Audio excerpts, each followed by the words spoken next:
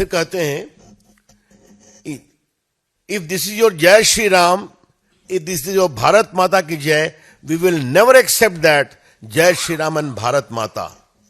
Tamil don't accept, you go and tell we are enemies of Ram. हमने उनके तमिल भाषण का पूरा अनुवाद मेरे पास है, मैं रिपीट कर रहा हूं. If this is your Jai Shri Ram, if this is your Bharat Mata ki Jai, we will never accept that Jai Shri Ram and Bharat Mata ki Jai. Tamil Nadu won't accept, you go and tell we are enemies of Ram.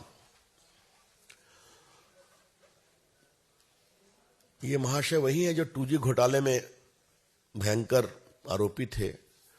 Lower court का एक फैसला आया है, which in my considered view as a student of law is a seriously questionable judgment.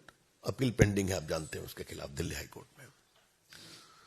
और मैं उस महकमे का मंत्री रहा हूं, तो ये जो मंत्री थे तो क्या क्या इन्होंने किया काफी जानकारी है.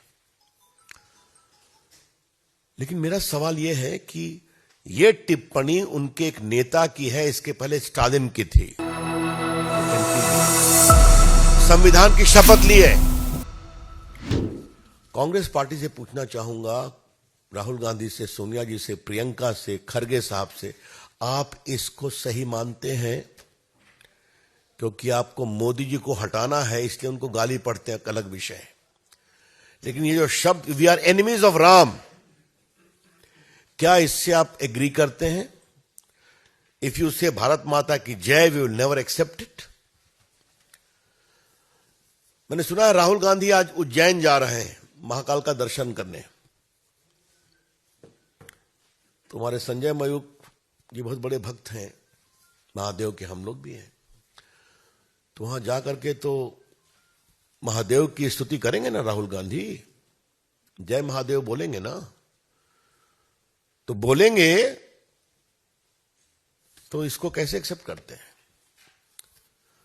कांग्रेस पार्टी के लोग दिखावे के लिए जाते हैं मंदिर में, और भारतीय आस्था, भारतीय ईश्वर की पद्धति, हमारे संस्कार, इन सबों का अपमान करते हैं या खामोश रहते हैं. यह है बड़ा सवाल. इसलिए ये इंडिया गठबंधन या तो भारत के आस्था, संस्कार, संस्कृति, सनातन के अपमान पर चुप रहता है, मौन स्वीकृति, या बोलने की हिम्मत नहीं कर पाता क्योंकि चुनाव जीतना जरूरी है. तो क्या कांग्रेस पार्टी और उनके सहयोगी किसी हद तक जाएंगे? और एक बड़ा संवैधानिक सवाल मैं उठाना चाह रहा हूं, जो संविधान की बहुत दुहाई देते हैं. संविधान में लिखा हुआ है India that is Bharat. Bharat को एक संवैधानिक एकता संविधान में दी गई है, और जितने भारत के स्टेट्स हैं उनका नाम उसमें है. जितने भारत की भाषा है उनको विशेष दर्जा दिया गया है. तो यही तो विविधता में एकता का मूर्त रूप संविधान में है. क्या समझेंगे ये लोग? कितना समझेंगे? दूसरा सवाल मुझे करना है, और यह बात मैं बहुत गंभीरता से करना चाह रहा हूं. जिस तरह का डीएम का वक्तव्य आया है, वी विल नेवर एक्सेप्ट जय Shri Ram and Bharat Mata, Tamil Nadu won't accept, you go and tell we are enemies of Ram. तो क्या डीएमके को किसी दूसरे पंथ के ईश्वर के बारे में ऐसा बोलने का अधिकार है? ऐसा वो बोल पाएंगे क्या? Will DMK use this kind of derogatory comment against the gods of other faith? हम सभी फेथ का सम्मान करते हैं, और यही तो भारत का संस्कार है. ऋग्वेद में एकम सद विप्रा बहुधा वदंती.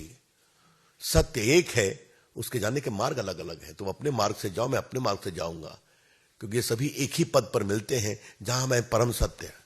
यही है ना. तो फिर पूछ रहा हूं डीएमके से और इंडिया गठबंधन के सहयोगियों से, राम को दुश्मन बताना, क्षमा करें, यह शब्द मेरे नहीं है,